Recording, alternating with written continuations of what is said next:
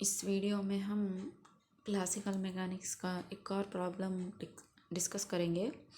तो ये इस टॉपिक से रिलेटेड है कि पेबल स्टक। पेबल यानी कि जैसे कि पत्थर है, जस्ट लाइक ए स्टोन। वो जो है वो स्टक हो गया है किस पर, मतलब एक रोलिंग रिंग पर। तो एक रिंग है, वो रोल होती जा रही है सर्कुलर मोशन में, यानी रोलिंग इज सर्कुलर मोशन। और उस समय वो जो पेबल है वो स्टक हो गया है उस रिंग पर। तो हमें ये पता लगानी चाहिए कि उस पेबल का पोजीशन वेक्टर क्या होता है। वो जो पेबल है, वो जो स्टक हुआ है रिंग पर, उसका पोजीशन वेक्टर पता लगाने का इस टॉपिक से रिलेटेड है। तो क्वेश्चन देख लेते हैं।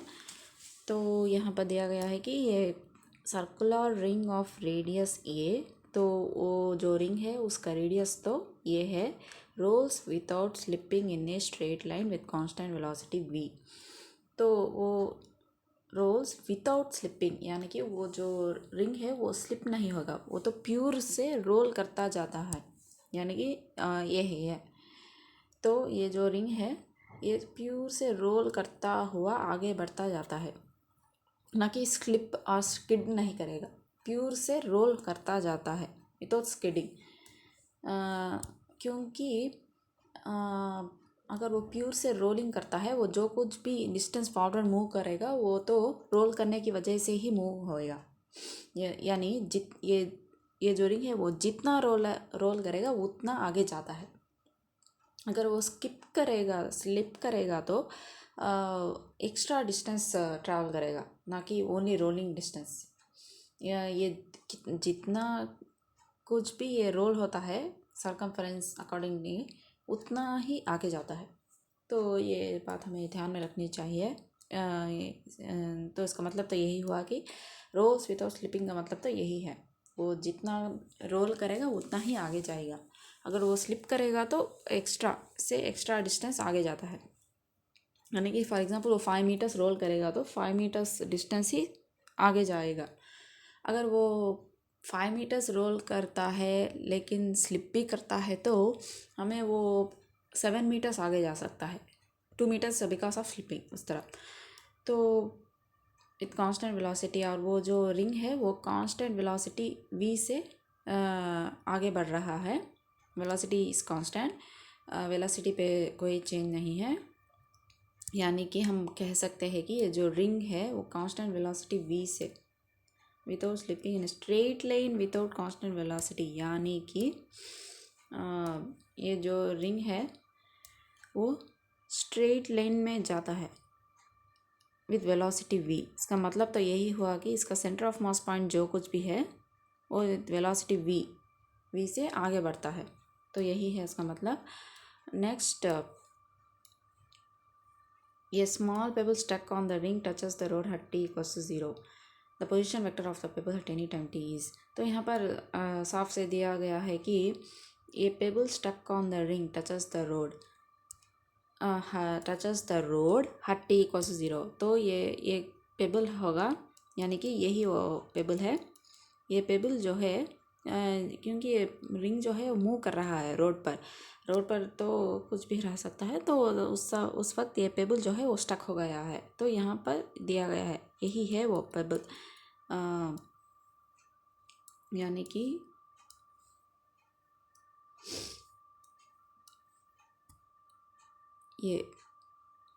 यही है वो पेबल। वो जो पेबल वो स्टक हो गया है इस रिंग पर, जबकि ये मूव कर रहा है।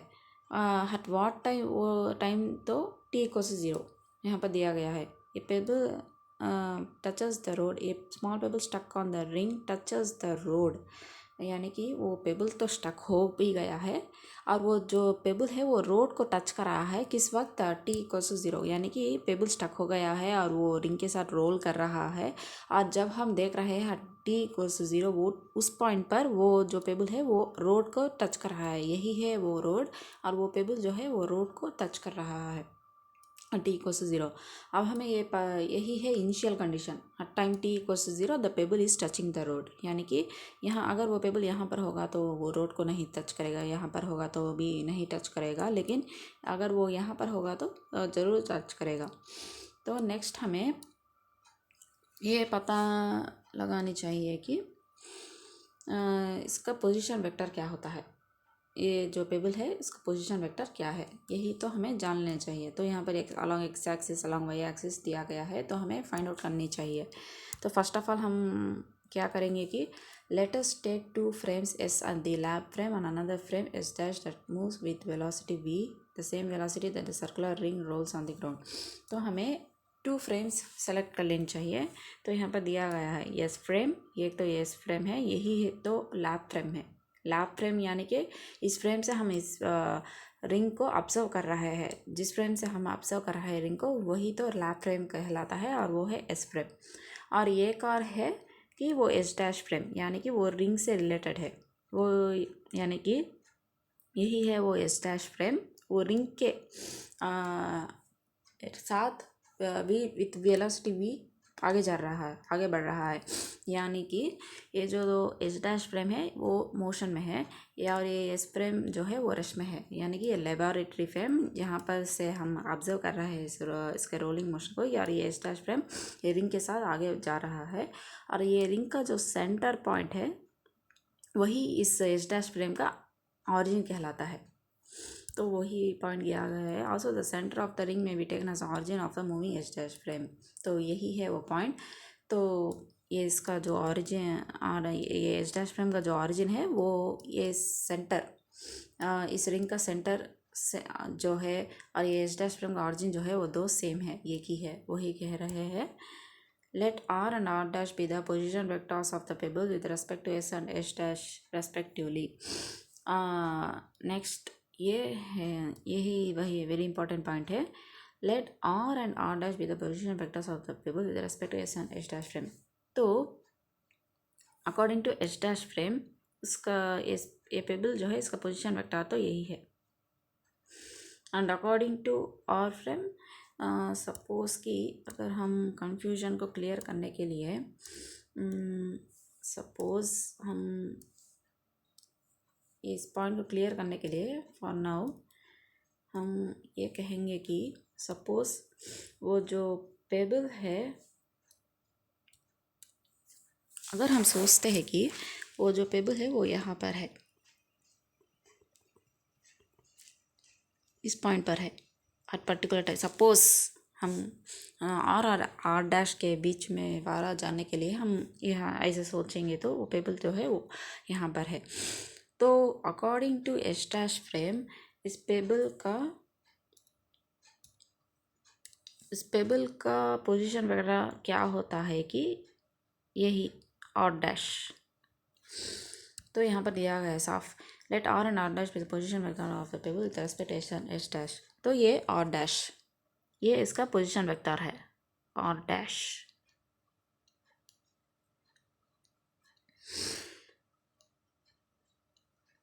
Next let R be the position vector of the pebble with respect to S. ये तो एस एक्सिस है, एस एक्सिस तो ऑरिजिन तो ये है, यही है एक्स एक्सिस ऑरिजिन। तो एस एक्सिस से लेते हुए उसका पोजीशन वेक्टर क्या होता है, यानी कि एक और कलर यूज़ करेंगे तो यहाँ से लेकर इस पेबल तक, यानी स्ट्रेट लाइन मान लो,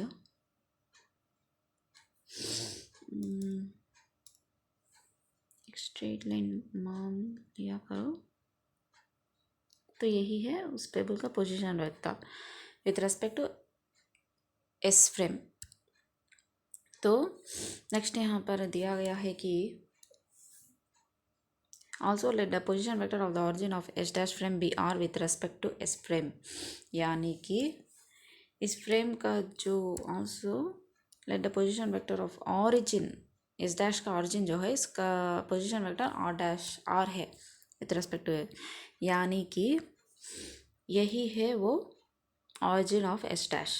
इस ऑरिजिन का पोजीशन वेक्टर यानी कि with respect to this frame वो आर कह रहे हैं, यानी कि वो कहाँ से कहाँ पर जाएगा,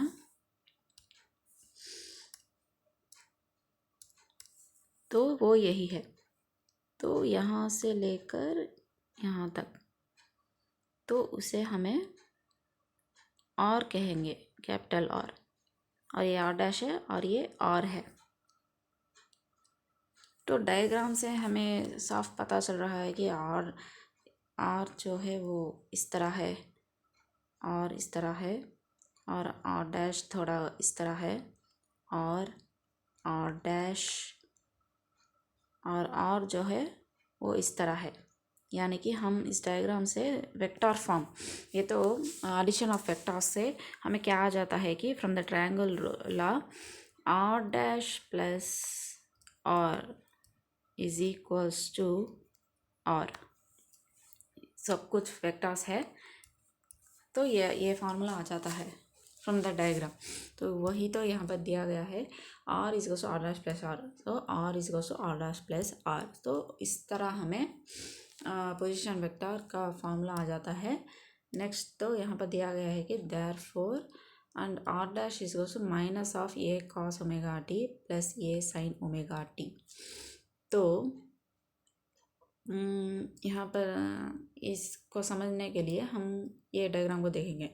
तो यहाँ पर हम देखेंगे तो यानी कि चाहे तो एक और डायग्राम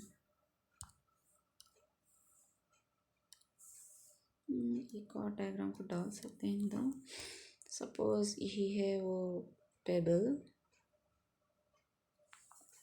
ये पेबल है, और सपोज हर टाइम टी, तो वो पेबल यहाँ पर है, ये तो सेंटर है, सेंटर ऑफ द रिंग।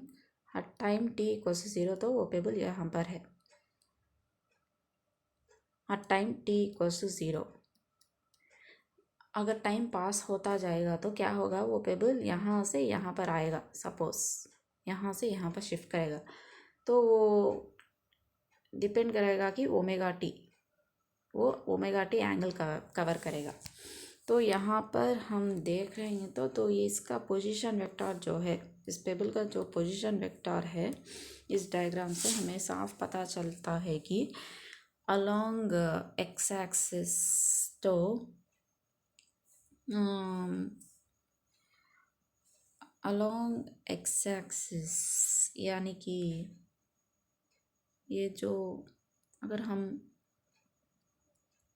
इसे रेफरेंस लाइन लेते हैं तो बिलो, ये तो अलोंग एक्स एक्सिस में वो लेफ्ट हैंड साइड पर है, लेफ्ट हैंड साइड में है, और फ्रॉम इस ये जो रेडियस है वो ये है।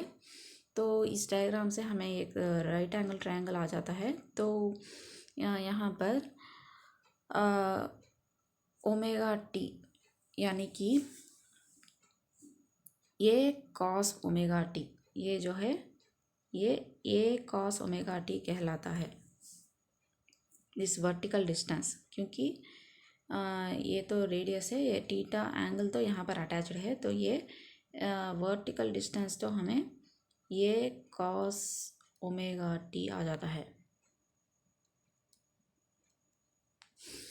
तो A cos omega T along vertical direction, इसीलिए यानी कि अलॉन्ग वाई एक्सिस यानी कि नेगेटिव वाई एक्सिस, इसीलिए तो हमें यहाँ पर minus a cos omega T J cap यानी कि अलॉन्ग वाई एक्सिस पर हमें minus a cos omega T आ जाता है, क्योंकि वो बिलो है, वो जो पेबल है below along negative Y axis पर है, और ये जो एंगल है थीटा ओमेगा टी है, तो ये कॉस ओमेगा टी हो जाएगा, और ये जो हॉरिजॉन्टल है ये साइन ओमेगा टी हो जाएगा, और वो लेफ्ट हैंड साइड में है, left to the left side of the यानी नेगेटिव एक्स एक्सिस, इसलिए minus a sine omega T, minus a sine omega T X axis position vector of the particle along X axis. तो हम position vector को इसी तरह तो लिखेंगे, x axis से वो कितना डिस्टेंस है, वाई एक्सिस से वो कितना डिस्टेंस है। तो एक्स एक्सिस से तो वो इतने डिस्टेंस में है, यानी कि ये sine omega T according to the this formula. तो ये तो ये कॉस ओमेगा टी, ये तो ये साइन ओमेगा टी कहलाता है। और ये नेगेटिव डायरेक्शन में है तो minus a sine omega T, और यहाँ पर भी ये नेगेटिव डायरेक्शन में है, negative Y axis, minus a cos omega T. तो इस तरह हमें आर डैश आ जाता है। Next, the particular form of R dash is dictated by the initial condition that at T equals 0 the pebble touches the ground.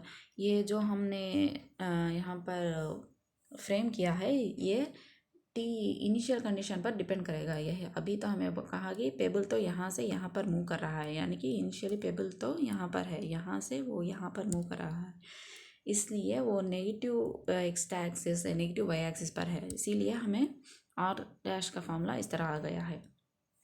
Since the origin of frame S dash moves with uniform velocity, ये जो origin है ये उसी velocity से move करेगा जितना कि ये रिंग फॉरवर्ड डायरेक्शन में मूव कर रहा है, यानी कि ये सेंटर ऑफ मास पॉइंट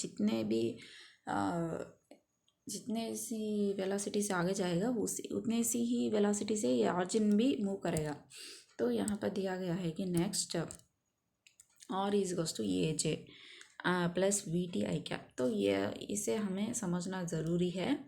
तो इसे कैसे समझें, अलॉन्ग वाई एक्सिस ये है, along X axis we T है, क्योंकि यही तो है आर हमारे लिए। तो आर को हम देखेंगे तो अलॉन्ग एक्स वाई एक्सिस तो ये,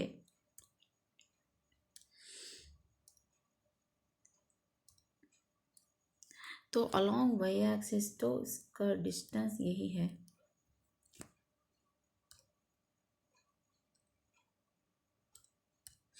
ये यही है अलॉन्ग वाई एक्सिस।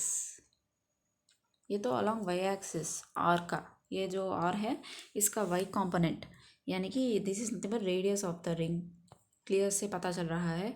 और इसका एक्स कंपोनेंट जो है वो तो टाइम से वो चेंज होता जाएगा। अगर यहाँ अब तो ये रिंग यहाँ पर है, नेक्स्ट पॉइंट पर ये रिंग यहाँ पर मूव करेगा, तो ये एक्स कंपोनेंट जो है वो वेरी करता रहेगा, और वो that is equal to V T, यानी वेलोसिटी इंटू टाइम, यानी कि velocity is equals to displacement by time. तो इसका डिस्प्लेसमेंट तो ये टाइम से चेंज होता है, इसलिए तो हमें यहाँ पर दिया गया है कि X component of R is V T and y component is equal to radius a। तो नेक्स्ट हम ये देखेंगे कि r इज इक्वल्स टू, यानी कि ये जो r है इस फॉर्मूला से बेसिस पर r डैश प्लस r, यानी कि इस इक्वेशन को हमें ऐड करने से हमें r वैल्यू आ जाता है, यानी कि position vector of the pebble. तो इन दोनों को ऐड करने से फर्स्ट ऑफ ऑल i का कॉम्पोनेंट तो ये साइन ओमेगा टी है, यहाँ पर वी टी है, sorry minus a sine omega T plus V T, and V is nothing but a omega, यानी कि यहाँ पर प्योर रोलिंग मोशन चल रहा है, इसलिए वेलोसिटी वो जितना कुछ भी रोल करेगा that is nothing but a omega, उतना ही आगे जाएगा, यानी कि वी। तो V is goes to a omega. अगर हम यहाँ पर सब्स्टिट्यूट कर देंगे तो ये ओमेगा ये कॉमन ले सकते हैं, तो ये इज टेकन कॉमन, ये कॉमन लेने से ओमेगा टी ये इंटू यहाँ पर ओमेगा टी रह जाएगा माइनस साइन ओमेगा टी। तो x is nothing A into omega T minus sine omega T simplification के बाद। नेक्स्ट हमें जे के कॉम्पोनेंट्स यानी Y components minus a cos omega T plus ए, यहाँ पर हम ये कॉमन ले सकते हैं, ये into 1 minus cos omega T, तो यानी कि वाई का कॉम्पोनेंट तो यही है। तो एक्स का कॉम्पोनेंट तो ये into omega T minus sine omega T, and Y का कॉम्पोनेंट है ये into 1 minus cos omega T which is the parametric equation of cycloid. तो ये जो इक्वेशन है ये साइक्लॉइड का इक्वेशन फॉर्म है, इक्वेशनल फॉर्म है। तो इसका आंसर तो हमें फर्स्ट ऑप्शन यानी कि यही है, ये into omega T minus sine omega T ये into 1 minus cos omega T. तो इस प्रॉब्लम का आंसर है कि ऑप्शन ये, वो पेबल का जो पोजीशन वेक्टर है उसका करेक्ट ऑप्शन ये है। तो थैंक यू।